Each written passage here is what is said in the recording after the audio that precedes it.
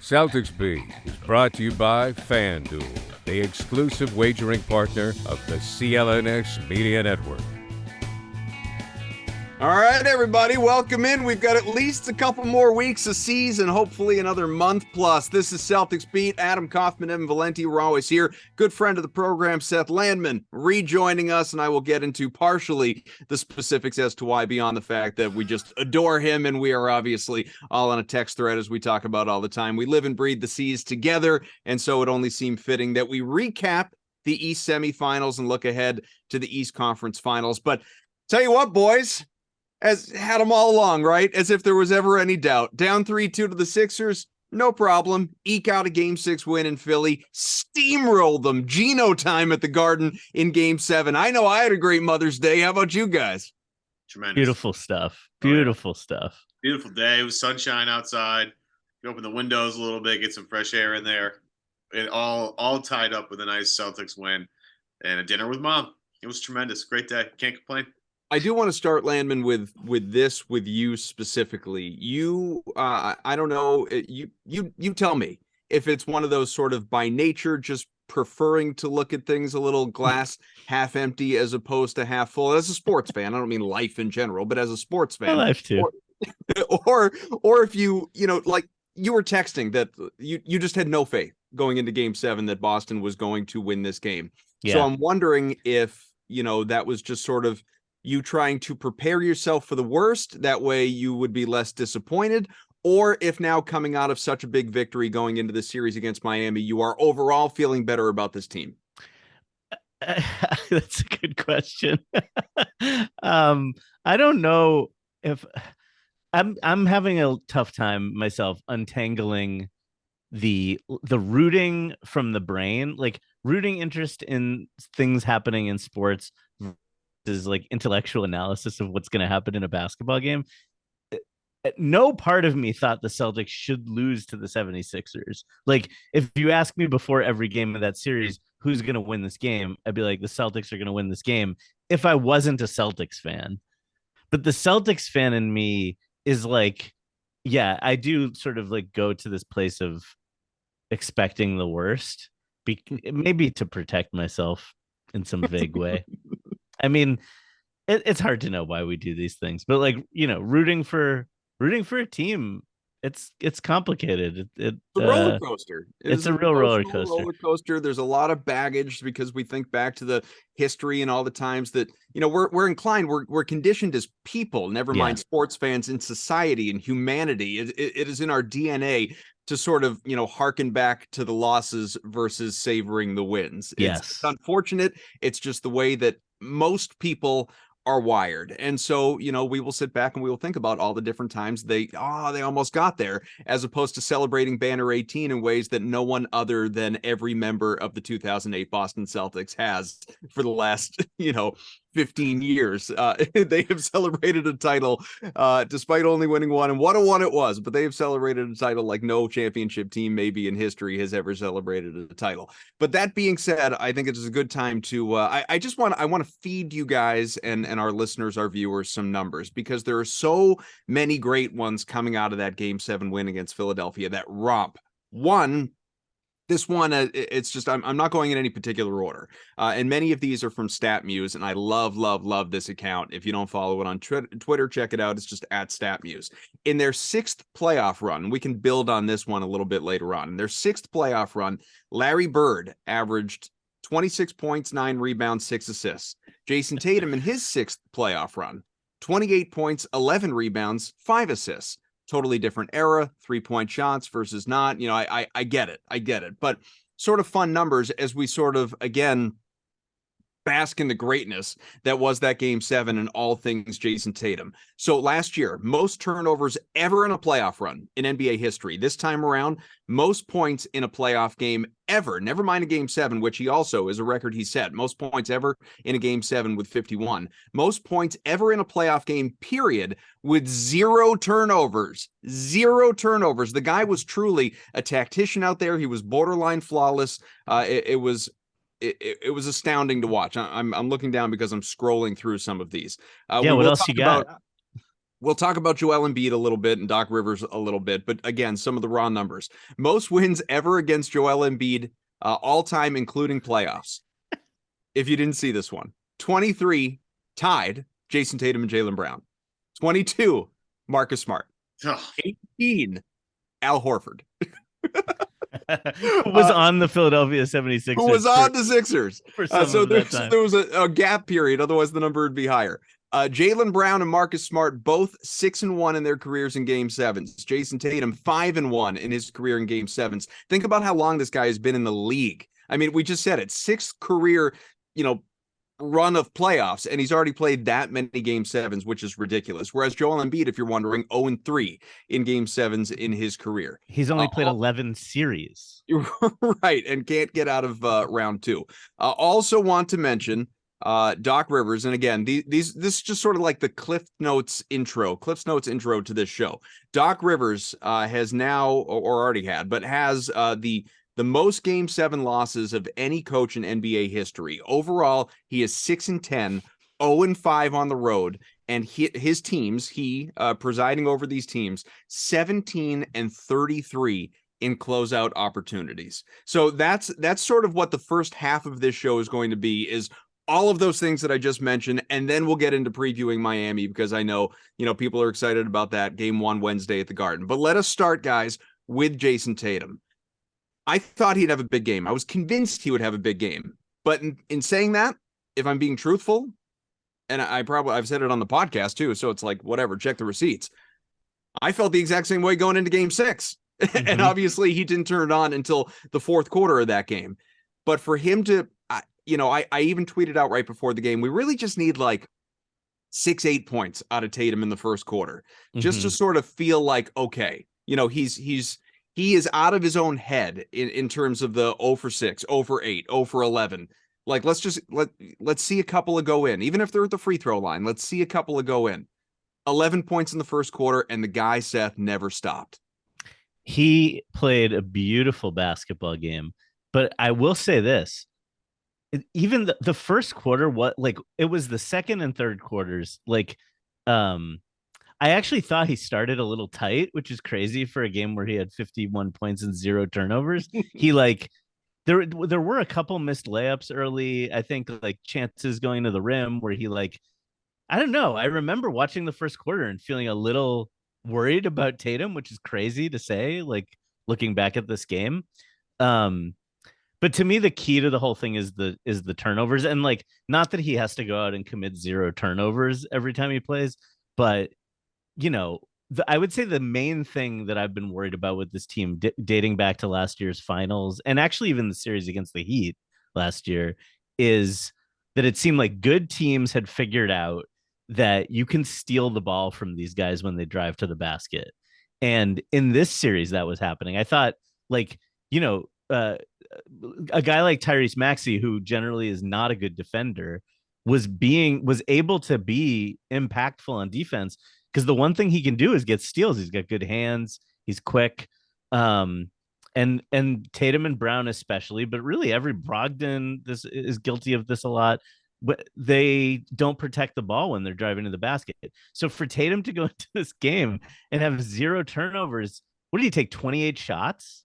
Yeah. Very efficient, 17 out of 28, which is kind of, that's part of what gets me excited too, is, people were talking about, obviously it was Steph's record that he broke that was only set a couple weeks ago. Yeah. What did Steph have? 50 points 50. In Game 7. Obviously, Tatum went for 51. But if you look back at that box score, Tatum was so much more efficient. 17 out of 28, whereas Steph took, 30 something shots or whatever it was. So it's just it's just another highlight that speaks to how incredibly well he played. Well, and basketball wise, I thought the best thing he did. It's funny, and his teammates and maybe the coach too talked about this, and even the Philly people were talking about this in the press conference afterwards. In some ways, it's not even the scoring that was the most impressive part of what he did. I mean, the rebounding is a huge part of it. The help defense is a huge part of it. But and for me, as someone who's watched him and worries about his propensity to make mistakes in these tight games sometimes, his ability to see a double team coming, stay calm, get it and get rid of it, and like set up the offense to do its own thing without him in many cases. That was really impressive yesterday. He handled the double teams just so calmly. Yeah, and it's a stark contrast to the guy that he's playing in Joel Embiid, who can't see Oh it boy. at all to save his life. And that's what makes the Jaylen Brown double off the strong side corner. Like, Evan, we don't have to do this. Somewhat defensible. I'm not gonna say either. I thought it was a pretty. I thought Tatum. I was a little less worried than Seth was about Tatum after that shot on the right baseline. I think against Tobias Harris, where he like tried to go up and under, and Tobias held his ground. I think he's trying to draw a foul there because that floater is a really tough floater, and then did a fadeaway. And that's a shot when Tatum is not going right. He's going to take that shot and clunk that or even airball it like it's where he's overconfident and just feeling himself too much, because that's a really hard shot. But he hit that. I don't think it touched the rim. So I was like, this is going to be well, because those 4 threes prior to the end of Game 6 were all completely like dead eye on the money. Didn't even touch the rim, net barely moved type shots, right? And that's when Tatum's really cooking. And the fact he had that one early, I was like, oh boy. And then once he got into that second quarter, like it was game on. It's 55, 52 at half. Mm-hmm. I'm sitting here thinking, well, at least I thought at that point the Celtics, no matter what happens in this game, are gonna have a shot because Tatum is just gonna be really good. And no matter, I texted you guys, I was not feeling super confident about having a 3-point lead, considering how poorly Harden and Embiid had played. And now we can make all the jokes we want, and I'm sure we will on the show at some point, make all the jokes we possibly want. But I was not banking on those two guys still being terrible in the second half. What happened was neither of them showed up, and Tatum went to a different level, and the game was over again in like what? 6 he went God mode. Yeah. So I mean, it is an incredible effort for Tatum. Again, we talked about how I hate this mental toughness thing. Tatum has an incredible amount of mental toughness, and going from Game 6, the first 3 quarters, and then following it up with the 5 best quarters of his life, like that's great. That's what you want to see out of your 25-year-old. So I know I already know how you guys feel about this, but I just feel like it needs to be vocalized anyway. We are, as sports fans, as people, but let's just dial it down, and as sports fans, prisoners of the moment in so many ways. Obviously Tatum goes out and has the rough starts in games 4, 5, 6, and especially even after Game 6 when he finished strong, the number of people that were in my Twitter mentions saying, trade him, can't win with him, he's not a leader, he's not gonna be someone who ever reaches the highest level, like totally ignoring his history of big performances and obviously multiple very deep playoff runs. The Celtics, and Tatum hasn't been part of all of these, but the Celtics are in the East Finals for the 5th time in 7 years, folks. Like that is not an easy thing to do unless you're back in like the like Bill Russell, Bob Cousy era when there were like a dozen teams in the league. And even then, I'm not saying it was easy, obviously, but this, when there are this many teams and the competition is this great and it's so balanced across so many teams across the league and the parity is incredible, this is not an easy thing to do. And so there were so many people that it was trade him, he's not the guy. And then obviously you come out of what he did in Game 7, and it's as polar and opposite as it can be, with the that was his like what the freaking kids say now, like the he is him moments. And all like Jason, this is Jason Tatum's world, he's the best player in the NBA and all that. It's again just the spectrum, the gambit ran so huge. I'm wondering what the happy medium is, or what you guys feel, how you guys feel going into this next series against Miami in terms of what we should, never mind the team, we'll get to the team. What should we expect from Jason Tatum in terms of, was this Game 7 just another one of his big games, and he's had plenty of big games in his career? Or was it sort of that like playoff wake up call where all of a sudden like everything is clicked, and watch out, he is going to be not average 51 points, but we're going to see him put up, 32, 33 on average during this series against Miami. Like he's never going to have a bad game again. He's figured it out. Right. But that's what people are basically feeling right now. No, I think off of that game. You know what I mean? Yeah, I do. I think what we're dealing with Tatum is like what happens when you're the fourth or fifth best player in the league. Is like you are. It's like clear there are a few guys who are better than him. Like there's just a couple, but they exist, um, and then there's a bunch of people who are not as good as Jason Tatum, but those people are capable of playing better than him on a given night. But in the aggregate, when you add it all up, he's gonna have more nights that are better than most other people's average night than he's gonna have nights that are worse. And I think when he's on he's gonna have nights where he's capable, because he's so good, he's capable of seeming like he's the best player alive for a few hours. But it's just like, is he as good as Jokic or Giannis? No. Does the list go on much longer than that? I don't think so. And so I think, take his average, just take his average stats for that series before Game 7. How many guys in the league can do that? What he did? What was he averaging? Like 26 or something? It's like ballpark. Yeah.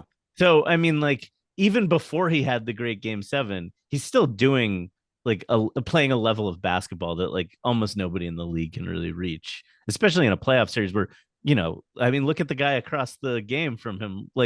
Most players' averages go down in the playoffs. And so just to be able to maintain what you've been doing is pretty impressive. Well, then I'll sort of fixate on I guess the main question there, which is, do you expect going forward? Because again, we're only halfway home. Right. Hopefully there's 8 more wins to come here. Are we expecting this to continue to ebb and flow? Maybe not as wide a gap where we're talking over 10 shooting in the first half versus 51.0 turnovers, but are you expecting him to sort of play more at the median of what we saw during the regular season? Or do you think there are going to be these, really stark differences? I think there's going to be stark differences, but and not to go all like Missoula on you here, but I've been thinking I think where you're going to go, because his there's a reason that since his rookie year he just helps you win basketball games, whether it's his second season where everyone's calling him a disappointment, or his rookie season where he's making tons of mistakes, or the seasons where he's been great, or in all of those seasons, even the ones where we haven't liked how he's played that much, the team's way better with him on the floor. He does things that help you win basketball games, and he does those things when the shot isn't going in too. And so he's rebounding, he's playing elite help defense, he's gigantic, his arms are everywhere. He just even when the shot isn't going in, he's gonna be helping you win basketball games. And so, but the shots, he takes a lot of jump shots. I mean, he's gonna have nights where he makes fewer and nights where he makes more. I don't know how often he's gonna find God like he did in Game 7, but that's a special one. But most nights he's gonna be a really valuable player. And when he's got that step back 3 cranking, I don't know how you deal with him. I really don't. Yeah, I'm pretty on the same level here as Seth. He's going to play really well. What's going to separate him from being the best player in the game / the best player in the series versus just a really good player is shot variance. And that's where we're at. He's evolved to the point, and this is, I think, what gets lost now about the Tatum conversations from maybe a national perspective is I think they only really care when he drops a lot of points because it's sexy and flashy and stuff. They can still win games when we've sat here through 2 rounds. They can win games when Tatum doesn't play well, because you could make an argument that he wasn't amazing in the Atlanta series, and he definitely wasn't amazing in the Philly series from a scoring the basketball standpoint, but he happens to do a bunch of other stuff that help you win basketball games. The difference from him being elite and him being very good is just shot variance. And the idea is, hopefully he finds God 4 times in a series and you don't have to worry about it. But the impact that Tatum has, it's the Celtics sometimes have a bunch of guys that just don't show up in stat sheets all the time. And I think that's what makes everybody crazy about this team is Derek White does some things sometimes that don't show up in a stat sheet. And then Al Horford does a bunch of stuff that don't show up in a stat sheet. And then Marcus Smart's the king of guys that does stuff that don't show up in a stat sheet. Like it's frustrating to get a hold on because a bunch of these guys can impact the game in so many different ways. That's why you bank on this team winning the entire thing, because they have more of those dudes than any other team does. And they might have the second or third best one. Like, I am obviously not going anywhere near the Jokic thing because he's just way better than everybody else at this point. And it's hard to really argue with that. And every game, it's getting harder and harder to argue that. But in terms of when he's on affecting everything, like Jason Tatum is on the shortest of short list of guys you'd want to have in a series. Like, that's just a fact. So other things that we will cover, obviously, we'll talk a little bit about Joel Embiid and Doc Rivers, and before we get to Miami. But that being said, we will scratch the surface here, Ev, because I know betting lines are out for game one. Betting lines are out for all of the East Finals, West Finals, whatever. And the Celtics, as I know you will tell people with help from our good sponsors, the C's are overwhelming favorites to come out of the East and reach the NBA Finals. Yeah, we're going to touch on that, but a quick break to tell you today's show is powered in part by FanDuel. Make a last-minute fast break to FanDuel during the NBA playoffs, because right now, new customers get a no-sweat first bet up to $1,000, thanks to us and the people over at FanDuel. That's $1,000 back in bonus bets if your first bet does not win. And as you guys already know, Adam, as you alluded to, line is already out, -8. C is the favorite at home, money line -350, the over-under 210.5, if you want to go that particular direction. The Celtics are, at last time I checked, a -550 favorite in the series, which gets me a little nervous. And if we're going to do this, again, we're going to – hey, by the way, my last same-game parlay cashed, by the way. I just want everybody to know. Nice. Tatum to score 20+, Brown to score 20+, Horford to make 1-3, Tatum 6+ rebounds in the season, the money line. So you know what we're going to do? We're going to ride that again. Tatum to score 20+, Brown to score 20+. We're going to have Al Horford with one or more made threes. Real simple there. Got to go all the way to the bottom for that. This is great podcasting, obviously. We'll get Al Horford on this list. We'll go back up and we'll add Jason Tatum 6+ rebounds. And the money line. And we got the money line already in there. And we're looking at +106, gentlemen. +106. All that stuff. Let's go. Let's hit it again, builder right there. Let's ride it out. Worked once. Why not again? And plus, I could see all that happening in the first game. No question. FanDuel's the best. They have great promotions every single day. Make sure you keep logging on and check those promos. It's a safe and secure, easy to use app too. When I'm walking my dog and I forget that I have bets to place, so easy to pull my phone out and just go done. It's awesome. And you get paid instantly thanks to FanDuel. There's no better place to bet all the playoff actions. America's #1 sports book. That is FanDuel. Visit FanDuel.com/Boston. Get a no sweat first bet up to $1,000. That's FanDuel.com/Boston. FanDuel, the official sports betting partner of the NBA. All right, let's get back at it. Talk a little bit more about that series win against the Sixers. And removing the Celtics side of things, because obviously the Celtics do get credit for winning the series, even though a lot of people were looking at it as like they're going to blow this. They're going to blow this series. They're going to blow this opportunity. But with Philly specifically, and I said this multiple times on the podcast throughout the series, I really felt, and I'm not saying this singularly was the case, but if you want to boil it down to one thing, in a lot of ways it proved true, that James Harden was kind of the X factor. When he was great, they won. When he wasn't, they lost, kind of plain and simple. And I'm not saying the Celtics don't get credit for maybe the way they adjusted on him or defended him or anything like that.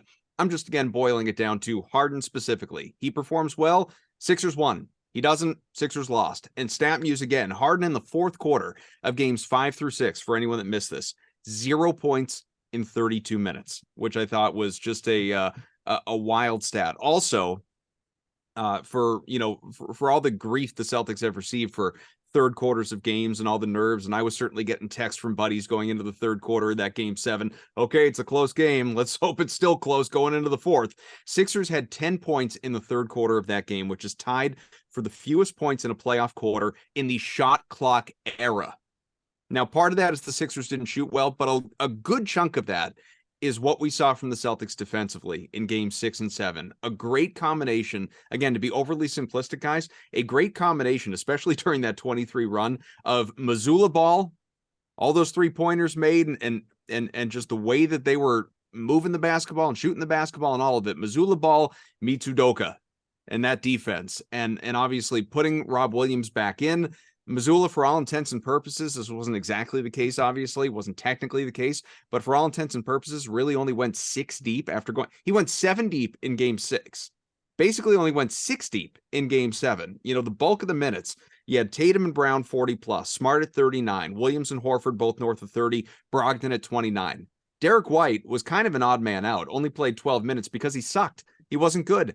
Everybody else was no, don't do that. Don't shake your head at me. He wasn't good. Derek White, I'm not saying he wasn't good in the series, but he was not good in game 7, either end of the floor. Brogdon really had his issues too. But I don't know if I agree with that, but okay. Well, we can move on. You can rebuttal. That's fine. Brogdon had his issues too. He had some problems defensively. The guy is allergic to making layups for some reason. I can't figure it out. But for the most part, in the aggregate, if you will, he had a good game 7. So it wasn't, all these other guys, even Grant Williams, which continues to floor me. I really thought this would be a good Grant series. Didn't get much of an opportunity. How impactful, obviously to the eyes and statistically we know, but how impactful truly was that defense in terms of, Seth, a transformative way taking us into the next round? Yeah, I mean, I think there's a few different things going on. I think putting Rob back in the starting lineup is the simple way of looking at it. That gives them another like long athletic body, another rim protector, somebody who can fly around and make plays. It cleans up any problems they have on defensive rebounding get cleaned up when Rob Williams is in the game. I think part of why Grant Williams found himself out of this series and why he's been out of the rotation a lot in general is that if you're gonna have like that, if you're gonna concede that you need to double Embiid, specifically against the Sixers, if you're gonna concede that you're gonna double Embiid, then that takes. If you decide Grant Williams can't guard Embiid one-on-one, you've taken away Grant Williams' best skill, right? Like that's what he's good at, is guarding people one-on-one. He's not the help defender Rob Williams is, because he doesn't have the same kind of like length and impact at the rim. And so I think I kind of see like why he ended up out of the rotation. I will say, I think it's a little overly simplistic to just keep like everyone's harping on the putting Rob back in the lineup thing. I think what's really going on is they were insisting on playing Rob when PJ Tucker was on the floor. And if you match up their minutes, it lined up almost like completely, except Rob got more minutes than Tucker did. But when Tucker was in the game, Rob was in the game. And when Tucker was out of the game, Rob came out of the game for the most part. There's even a funny little blip in the third quarter where they both come in the game for like, I think a minute maybe. I'm not even sure how many possessions it was. And then they're both back out. So like I think I was sort of expecting Doc to make the adjustment of taking Tucker out of the starting lineup, because that would, and put Melton in the starting lineup, have more shooting on the floor. Ironically, Tucker makes 3-3-pointers in the first quarter while they're helping off him. But I think having Rob in the game gets to do all that stuff. And one of the things looking forward to the next series, like thinking about how that defense could impact Miami. I don't think we've ever gotten to see we've played Miami a lot in the playoffs, but I don't think the Celtics have ever had like a fully healthy Rob for one of those series. And I took a cursory glance at some of the like when Rob is on the floor and Adebayo is on the floor lineups, and the Celtics have been like pretty dominant in those over the last 4 years. So it's exciting to think that, other than Adebayo, I'm not sure where Rob can actually play. Like if they're worried about playing him against lineups with 4 shooters, Caleb Martin maybe is a hiding place you could look at, but it'll be interesting to see. Martin hit shots last series. He's been good. He's been shooting. So. Yeah, I mean that's the problem with Rob is like outside of like who's their backup 5? Kevin Love. Love has been the backup 5, but they've Cody Zeller's getting a few minutes here and there. Yeah, Rob can play. Yeah, play with him for sure. Kevin Love, I don't think is blowing by you. So, but he's an open 3-point shooter, which is a problem. Would they put Rob on Jimmy? Well, that's not a bad idea. I don't mind it. I mean, these are the things you got to think about, because I do think Missoula I think he wants to keep spacing on the floor offensively, which is why he's been reluctant to go to these Rob lineups. But I think there is a defensive part of it too, which is that, I mean, as much as we love Rob Williams, he gets a little bit exposed when he's got to chase shooters around or navigate a bunch of screens, or when there isn't.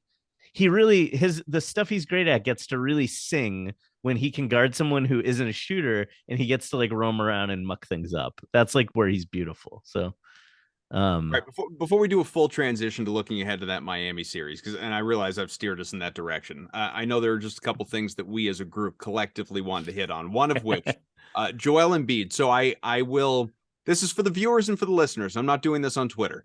I have taken some flack. I've taken some flack from the people in my mentions for posting the Joel Embiid post game edit of him sort of saying like James Harden and I can't do this alone, and him like just coming off as so prickish and a terrible teammate.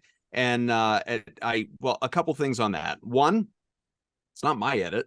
Yeah, I didn't do it. The video came from oh, come on. But no. I posted it. I posted it. I own that. And I don't apologize for it, and I didn't delete it, and I will tell you why. And I didn't even post the full clip like correction either. And here's why. Because I do think he's a crappy teammate. I think there's so much history that supports that I don't care if this one was taken somewhat out of context. I really don't, because again, I think it does sort of speak to, who he is, and part of the reason that he's never made it out of the second round, and the failures of Simmons and Fultz there, and so many different things that have happened. So that's one. And two, I've sort of said my piece on Doc Rivers on this show a number of times. Ev knows that. I love this is another stat that I saw. Game 7 losses historically ever, period, for a franchise. Bucks, Celtics, Hawks 9. Doc Rivers 10. Hell yeah. So I do so like these, it's like these are written for me. And I realize a few of those happened in Boston, and a few of those closeout opportunities that he lost happened in Boston. That sucks. It sucks, for the Celtics at the time. And yes, the man did win a championship here. All the respect, all the credit in the world. All the respect, get out of here. almost all the I was gonna I take back all the credit in the world, because I always give Tibbs the defensive credit for that team. But in terms of managing personalities and Ubuntu and all the credit in the world. But no, where I'm going with that is this. Not even a credit. I know, I couldn't even get it out. Where I'm going with that is I'm turned off a lot of the time by some of the crap that Doc does in the media, but I was so turned off going into Game 7 with him harping on the officiating. Loser stuff. Yeah, loser stuff before the game has even started. Obviously, like, it's no secret where the report from Woj came from. It's such a, as I tweeted, built-in excuses before you've even lost. And that stuff, I wanted them to give it to the Sixers so good in that game for that. Like, never, even if I wasn't a Celtics fan, just because of that loser mentality going into the game in the first place. But I've said enough. I know you have plenty on Embiid. Hang on, do we think Doc Rivers was the problem with this team? No, I don't. I really don't. I mean, he's going to have to. No. He's going to have to own it in terms of, his record. And this is going to, for as long as he coaches, people are going to bring this up, obviously. But is he the ultimate issue in Philly? I mean, I like what Kendrick Perkins tweeted. Like, I wouldn't even wait for them to fire me. I'd go to the podium and quit. because of like what my 2 stars just did to me there. Right. And it like Embiid has enough around him to maybe not win a title, but he certainly has enough around him to get out of the second round. And they spent the whole season talking about how they had enough now. And I got a bunch of Embiid stats. Please. For you. No, I've got more than enough. These Please. are fun. I got a lot of fun little nuggets here. My feet up quick. Okay. I looked at the last 4 years of Celtics versus Embiid. He's 10-14 against the Celtics over the last 4 years. That includes playoff games, 3-8 in the playoffs. That includes like the year the Celtics were a 500 team. The Sixers won all 3 of those games. So that's baked in there. They have a 111.3 offensive rating and a 115 defensive rating in Embiid's minutes against the Celtics. That's a negative 3.7 net rating. That's the equivalent of this year's Portland Trailblazers team. Nice. What else do I got for you? He averages more turnovers than assists against the Celtics over that period of time. Against the Celtics, he's 54% on twos and 24% on threes. Keep shooting. Yep. Here's some good stuff about him overall. He's never shot 50% in the second round playoff series.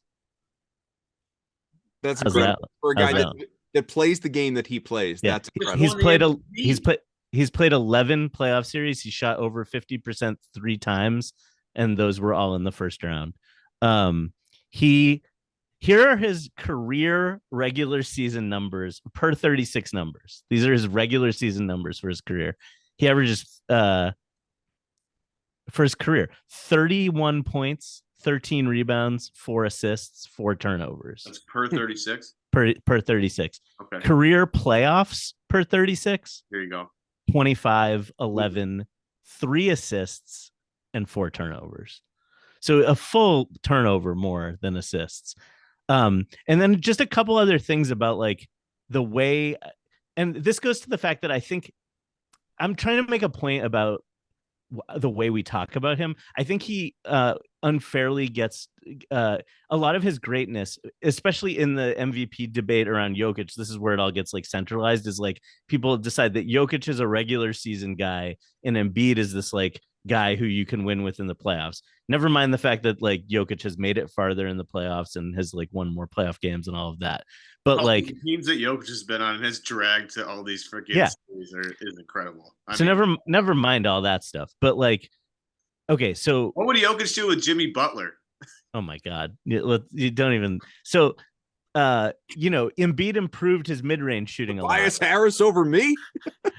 Over the last couple of years. So this year he was 44% on shots between 3 and 10 feet, 51% on shots between 10 and 16 feet. And that's like what everyone was afraid of. That's like why he's supposed to be like playoff proof, right? Like he's going to make these like tough mid-range shots at a high rate.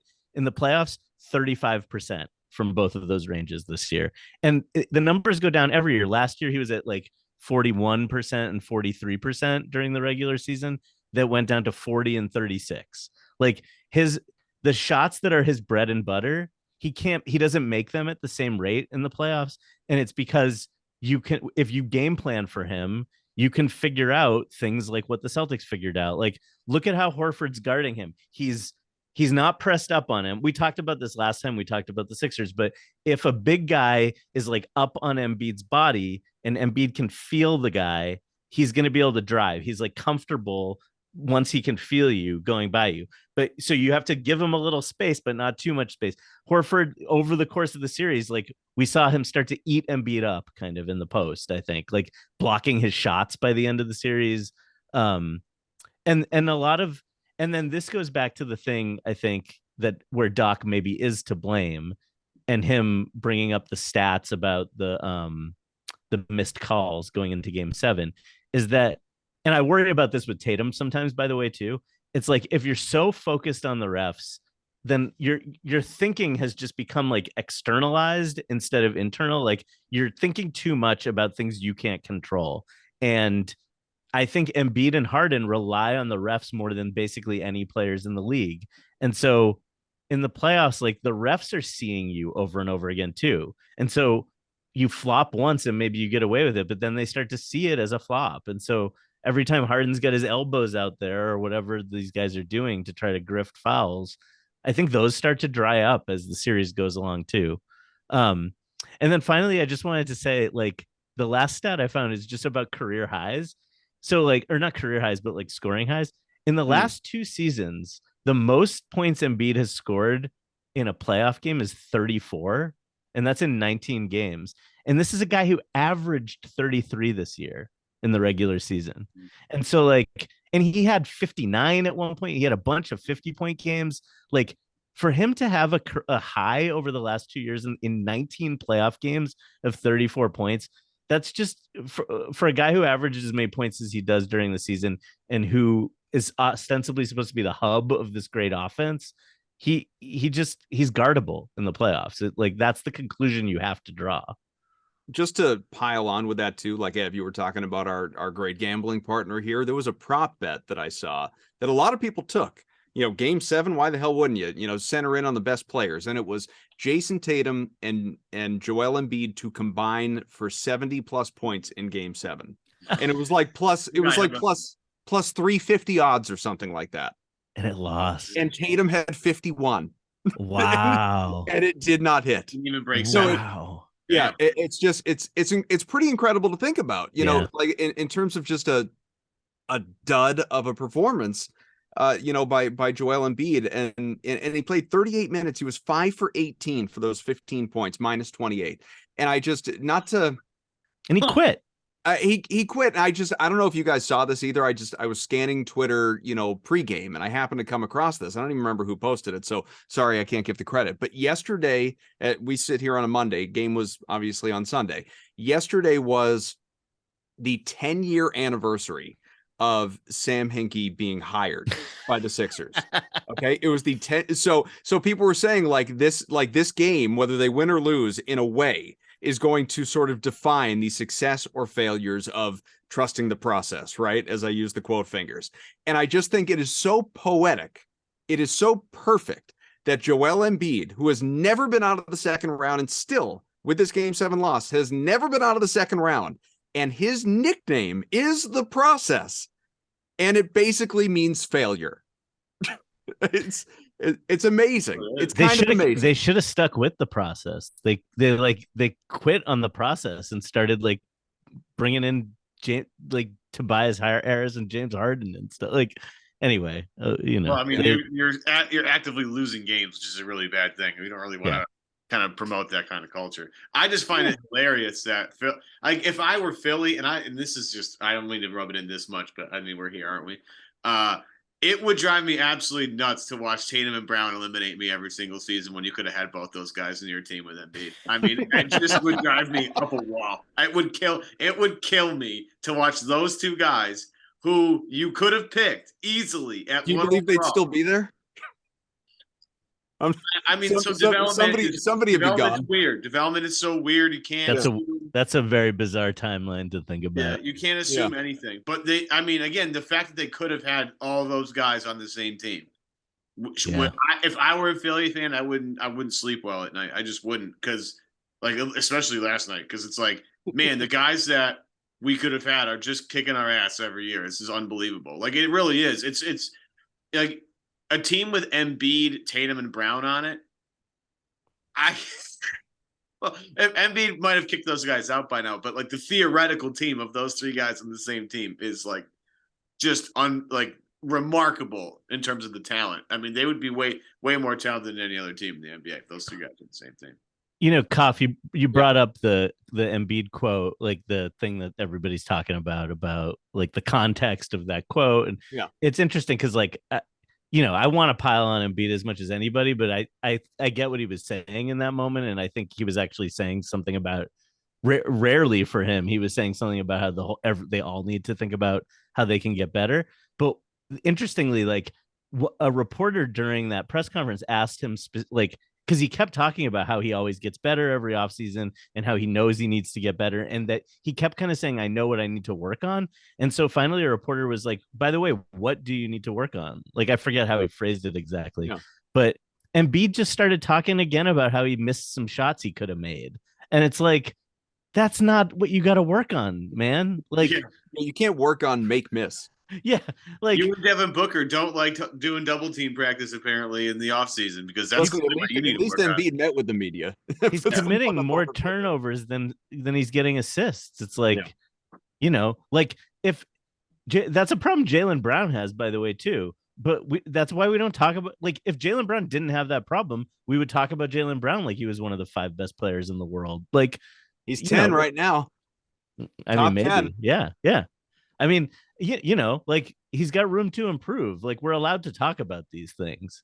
So anyway, I think that was like actually the most damning moment of the Embiid press conference, was that he actually didn't really have an answer to this thing he kept saying about how he needs to get better. All right, we will go full on Celts Miami in just a moment. But first, I want to take a quick break today. Today's show is also brought to you by BetterHelp. Getting to know yourself, and we all know this can be a lifelong process. We are always forever learning about ourselves, especially because we're always growing and changing. I'm not the same person I was 20 years ago. I'm way more fun now. Life is always throwing you curveballs, wrinkles. A whole lot of it obviously is challenging. You don't want to go through it alone, not to make light of anything, but seriously, people can sort of go to the depths of these places, and you don't want to be, feeling like you are completely alone and just it's only yourself. So someone else to help you kind of get through these things. It's helpful, whether it's a friend, whether it's a family member, or obviously there are services out there like BetterHelp that provide you a confidant to better understand yourself. And that's where BetterHelp, like I said, comes into play. If you're thinking of starting therapy, you want to make sure you give BetterHelp a try. It's entirely online. It's designed to be convenient, flexible, suited to your schedule. You want to fill out a brief questionnaire, get you matched with a licensed therapist, switch therapists at any time for no additional charge if one is not working for you. There are a lot of great facets to a service like this to better yourself emotionally, mentally, psychologically, all of it. And Evan can speak to it. Yeah, it's been a huge thing for me in terms of like my business anxiety that I feel when I leave every day. It's one of these things, I really have had a hard time shutting it off, and I'm getting really a lot better at creating boundaries between myself and my work life. And it's starting to actually really impact my after work life, where I'm just a much happier person. I've learned a little bit about myself, and some tendencies that I might have when things are starting to go a little sideways for me, and how I can notice certain things about my behavior and what I do or don't do, to help maybe cue me into something is starting to really change with my mood. So I gotta tell you, the biggest thing that I've worked on that has really helped me over the past couple of weeks and past couple of months is finding a way to not let people get a hold of me after work hours for work related things, and how much that has really improved my overall mental health in my life. So it has taken a long time, and I'm still learning how to really do that at a much more natural response, at a much more natural pace. Like, instead of reminding myself I have to do that, it just automatically happens. But that takes time, and you'll figure out if you use BetterHelp what you need to work on or help with, or whatever you need to do to make yourself get better and put yourself in a better mental state, and have just better mental health in general. I'm really big on this. I thought I was one of these people that could get through things by myself. No, it's really hard when you're not trained to notice things about yourself and make improvements. BetterHelp has helped me. It'll help you too. So discover your potential with BetterHelp. Visit betterhelp.com/beat. That's BEAT. Get 10% off your first month. That is BetterHelp, HELP.com/beat. All right, let's get back to the show here. Talk a little bit about Celts and Heat. Again, matching up. It isn't literally annual. It feels annual that these teams match up at this stage. As Shams Charania was among the many to tweet out, 3 years later, the bubble playoffs are back. It's a rematch of the 2020 NBA Bubble Conference Finals. The Heat and Celtics on the one side, and in the West, the Lakers and Nuggets. And we can touch on that series before we get out of here briefly. But it's funny. Listening Tony to Kaufman, this is funny to you, playing Jimmy Butler in another series. What I was gonna say is funny is that listening to the little bit of talking heads, be it TV or radio, that I've caught going into this already in the wake of that win over the Sixers, is so my feeling going into the playoffs thus far, going into the Hawks, no problem. They're going to take care of this in 6 games or fewer. It went, or in 5 games or fewer. It went 6. It went 6 against the Sixers, and I had a considerable amount of money on this. The Celtics are going to take care of this in 6 games or less. It goes 7. The Heat are actually the team that scares the hell out of me. Mainly because of Jimmy Butler on the other side. And I know they're not the same. They're not as good as they were last year. Like, Tyler Heroes is unavailable. In the regular season, they weren't as good. But this is still a team that dispatched the Knicks with relative ease, as I thought they would, by the way. Knocked off the 1 seed Bucks, which I never would have expected. I know Giannis wasn't fully available, and in some games wasn't even a little available. But even still, they took down the number 1 seed. And this is a team led by the best coach in the NBA, all due respect, Joe Mazzulla, the best coach in the NBA in Eric Spoelstra, with a guy who is an assassin in the playoffs in Jimmy Butler. He's an all-star. He's a very good player in the regular season, but the guy goes supernova. He goes superstar level in the postseason more often than not, and he scares the bejesus out of me. In saying that, Celtics will probably win this series in 5 just because of how I feel about it versus how I felt about the other series.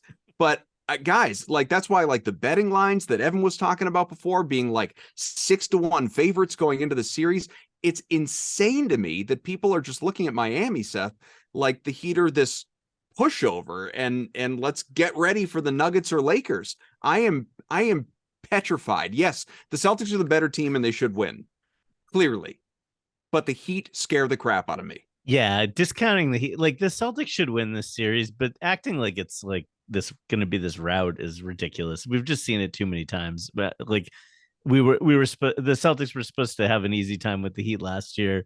It went to 7 games, and the Heat's best player had a shot down the stretch to like win the game. I'm still thinking about it. I'm still thinking about it. Once in a while, I like wake up in a cold sweat thinking about that shot. It's like, if Jimmy had hit that 3, my God, who would have been traded in the offseason? It's terrifying to think about. I think Kevin Durant would probably be here right now. You know, there's some interesting. They're just it's always exciting to me to see how Spoelstra, like, what he's gonna have them doing in the playoffs. He's gonna have a clear-eyed view of what his team is. They're gonna, like, if they think that they are overmatched in a series, they're gonna shoot more threes. Like, they're gonna create variance if they don't think they can hang. Like, they're gonna find ways of exploiting your weaknesses. They're gonna, when things aren't going well, they're gonna immediately go to a zone just to see if that gunks you up. They and their players all know how to do all those things. They you know, they have philosophies they believe in, and they stick to those things, and I think it serves them well. I think the other thing that's going on with Miami right now is that it's weird to say, but they might be better suited to playing in the playoffs without Hero in a certain way. When Hero's on the floor, you'd think it would help their offense, but maybe it's better if Jimmy's in control more. And if you replace Hero with someone who's just a spot up shooter, does that actually sort of make things a little simpler? And then on the other side of the ball, not having Hero out there takes away a place that other team's offense can attack on your defense. So I think, I don't know what wizardry and sorcery Spoelstra's going to come up with in this series, but they're going to win a couple games. I mean, there's just no way that that this is over in 5. I'd like to point out, just for all the teams that love making mega trades and huge deals and all that stuff, couldn't you argue like the 4 teams that are left, with the exception of the Golden State Warriors, have like the best continuity? Like the Lakers have LeBron and AD and just a bunch of people around them because they're great. That just works out when you have 2 really great players. Mm-hmm. But Miami, like the thing for Miami, the reason why Miami's there is, one, yeah, Giannis got hurt. Like, don't get this twisted.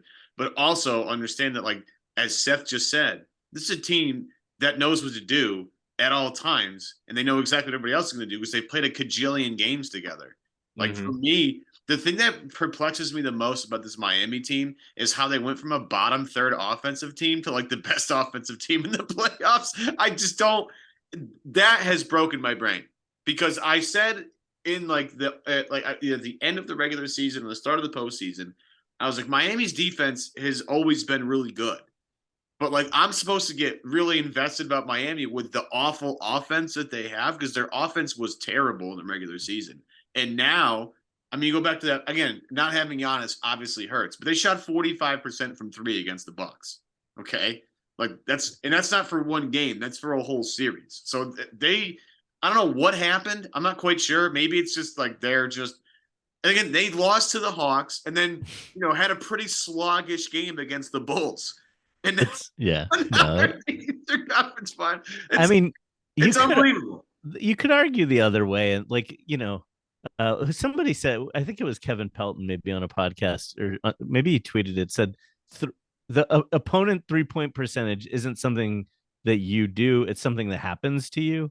And so you could say that like Miami's just been hot and like and they're about to at any moment they're about to start shooting, 35% on threes instead of whatever they've been. You've watched the Miami games. They get great looks.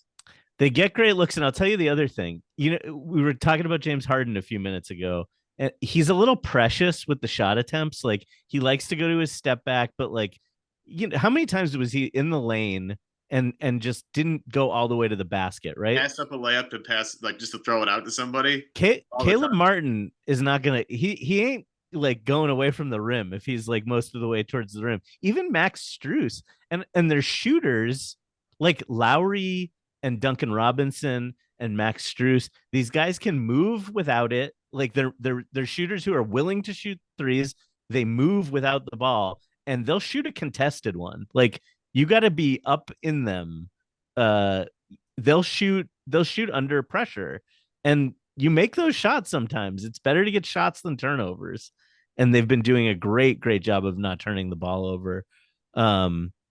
Yeah, I don't know. There's like some things, I guess, like in terms of against the Celtics, I would say looking at the stats, it seems like Miami's getting a lot of mileage. Like one of the ways they've been better on offense is that during the regular season, they were turning the ball over a bunch and they've stopped turning it over in the playoffs. So that's going to help your offense a lot.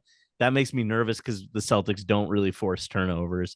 And then the other thing is they've been giving up a lot of like one potential weakness is that they've been giving up a lot of offensive rebounds, but we don't offensive rebound. And so I do have some worries that the Celtics, like some of the things the Celtics do just systematically are things that don't line up great with Miami's strengths and weaknesses.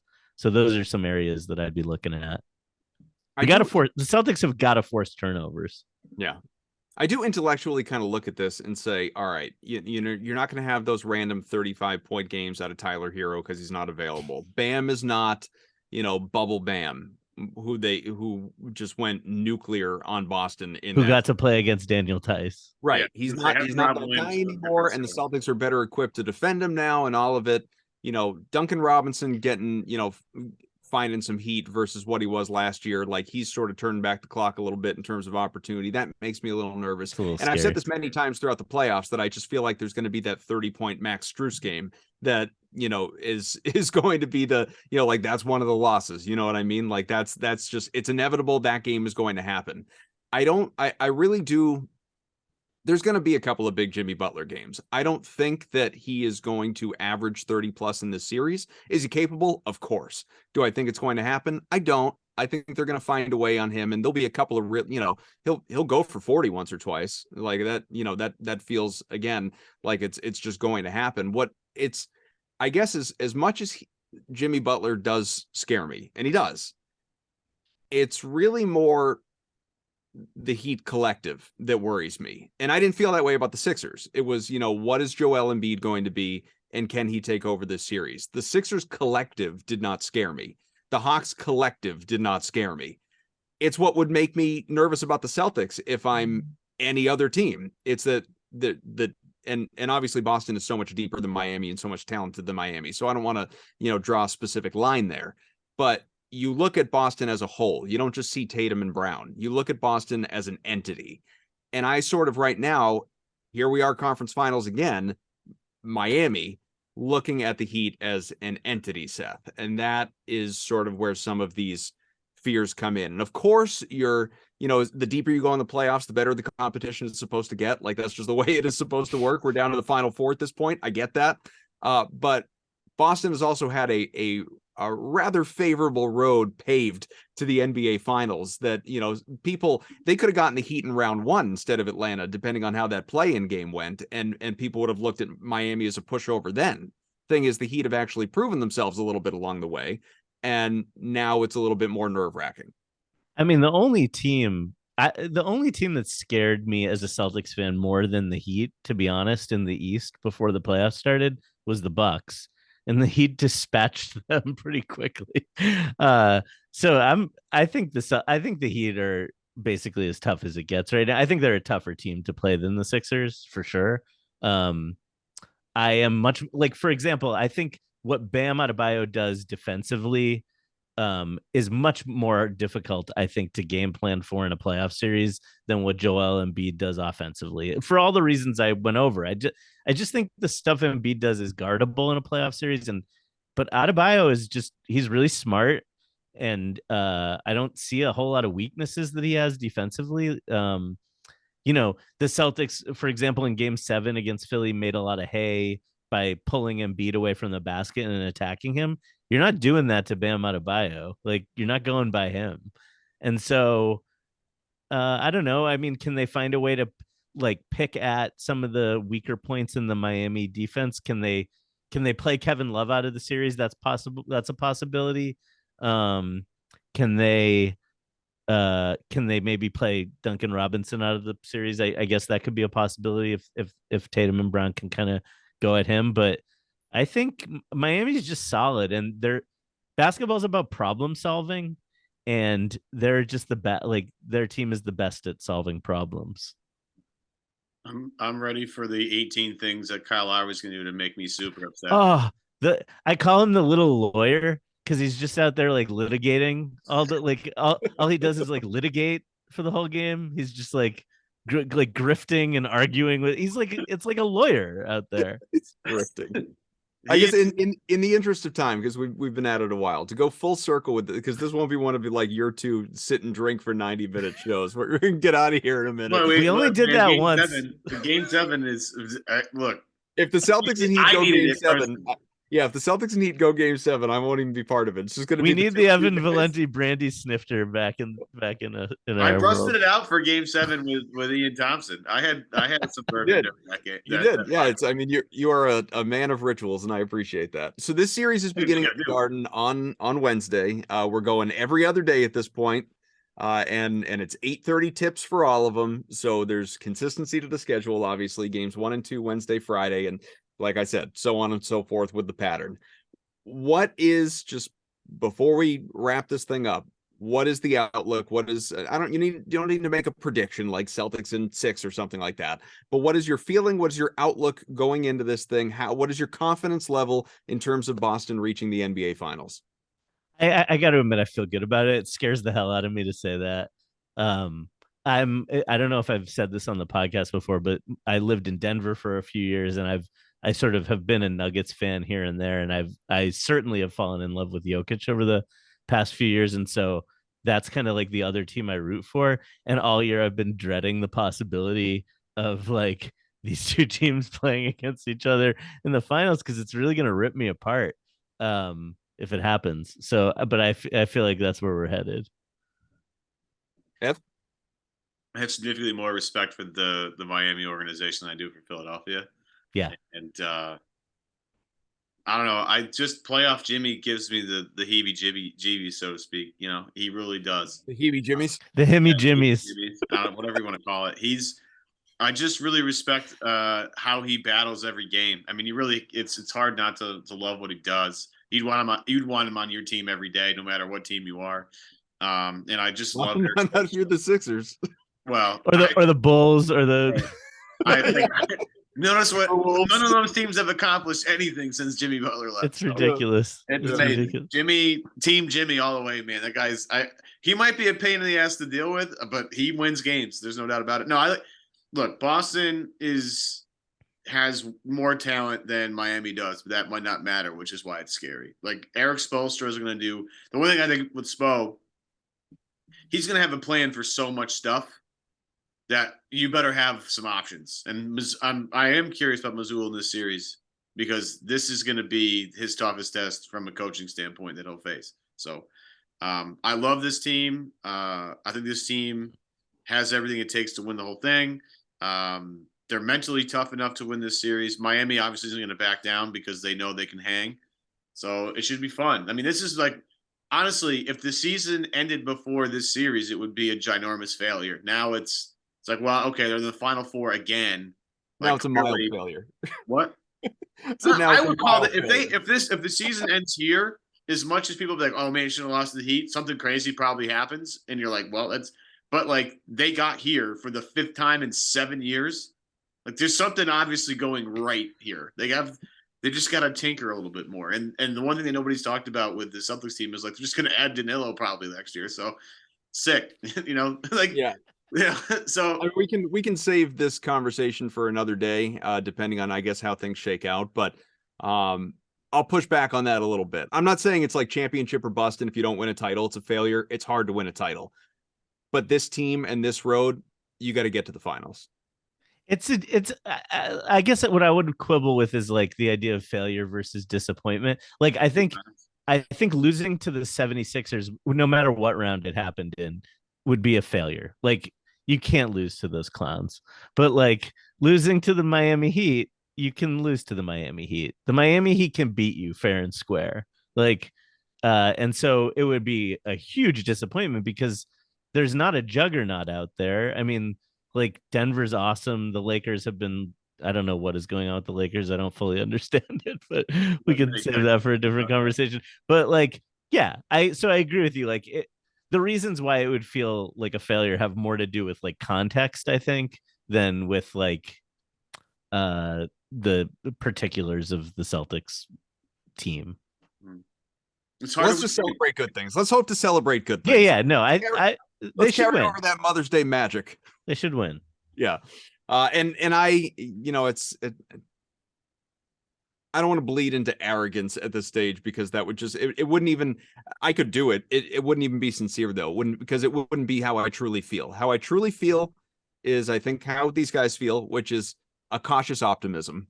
That is how I feel going into this conference final series. So our next show, because we're coming at you twice a week now, thanks to our great sponsors, will come at you either on Thursday between games 1 and 2, or on Saturday, after the time in Boston is set and the series shifts to Miami after game 2. So one of those 2 days, Tuesday or rather Thursday or Saturday, will be our next show. But let's have some fun. This is going to be interesting. We'll be tweeting up a storm and talking. The three of us will be texting, and we'll go from there. But I'm glad we're here. I'm glad this wasn't a post-mortem show. They survived the Sixers, and it's on to the next. We're halfway home, 8 wins to go, but you got to get 1 before you get 4, and certainly before you get 8. For Evan, for Seth, I'm Adam. Thank you. Rate, review, subscribe, and we will talk to you again real soon.